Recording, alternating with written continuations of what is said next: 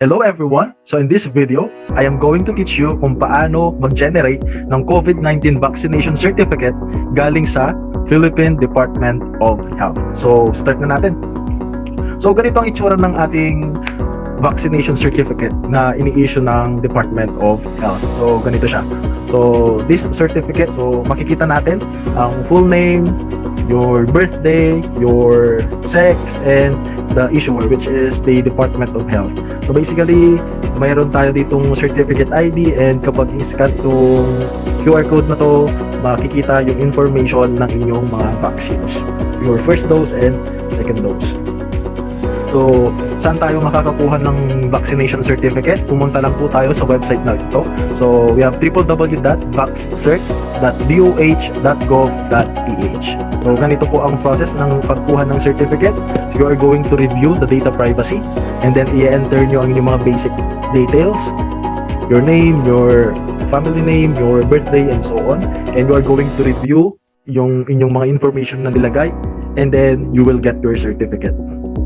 So we have here the first question. Were you vaccinated more than 48 hours ago for any of your doses? So, ang sagot dito is yes or no. So kapag no ang inyong sagot, basically, hindi kayo pwedeng mag-generate ng inyong certificate.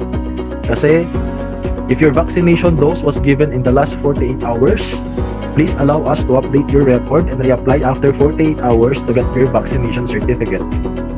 Kasi yung mga LGUs or yung mga vaccination sites natin all over the Philippines, binibigay pa nila yung records ng mga individuals na nabavaksinan sa ating Department of Health, and the Department of Health actually encodes that data and then nire-reflect dito sa ating website. So kailangan in the last 48 hours ago pa yung inyong last dose. So yun.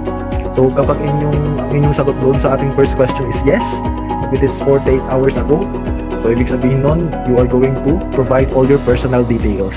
So ito yung susunod na form na lalabas. So you are going to fill in your last name, your first name, your middle name, your suffix kung meron man. Kung wala, just leave this blank, and then your birthday. After nun, you are also required to enter your doses information. So kung saan ka nakakuha ng first dose at kung kailan, and for the second dose, for the municipality, kung saan ka nakakuha ng second dose and kung kailan. So makikita nyo yung information na to sa inyong mga vaccination cards. So yung mga ini-issue ng inyong mga LGUs na mga vaccination cards, so nandoon, nakalagay doon kung kailan yung date ng inyong first dose and second dose. And for the Johnson & Johnson vaccine, pwedeng i-check nyo lang yung checkbox dyan sa taas. So ganito ang i-generate ng ating system. So ipapakita niya dyan yung inyong mga in-enter na data. So you have your name, your birthday, your sex, and your first vaccine, and then you have your second vaccine's brand. And nakalagay din dyan yung mga in-enter yung dates for your first dose and your second dose. Just in case na ang pinakita o ni-reflect ng form na to is ganito, like second vaccine brand, no record, second dose, no record, ibig sabihin nun, yung in-enter yung data ay hindi nagre-reflect doon sa inyong information sa database. So ang gagawin natin, we are going to update our data by requesting updates of information. So you are just going to click itong update record na to. And once you click that, ang makikita nyong form is ganito. So isusupply nyo lang yung inyong mga data. Make sure na tama yung mga spelling, tama yung dates na ilalagay natin. And then same as true with your first dose and second dose, kung anong brand and kung kailan. And then you are going to upload your vaccination card. Anong vaccination card to? Ito yung card na ini-issue ng inyong LGU. Nakalagay kasi doon yung date, kung anong brand ini-issue sa inyo ng LGU, or kung saan kayo nagpa-vaccine, yung ini-issue nilang local card. Okay, kasi nandoon yung information na actually sinupply nyo dito. So i-verify yan ng DOH. And then also you are going to give them your government issued ID. So picture lang, and then you are going to upload that here, itong dalawang button na to.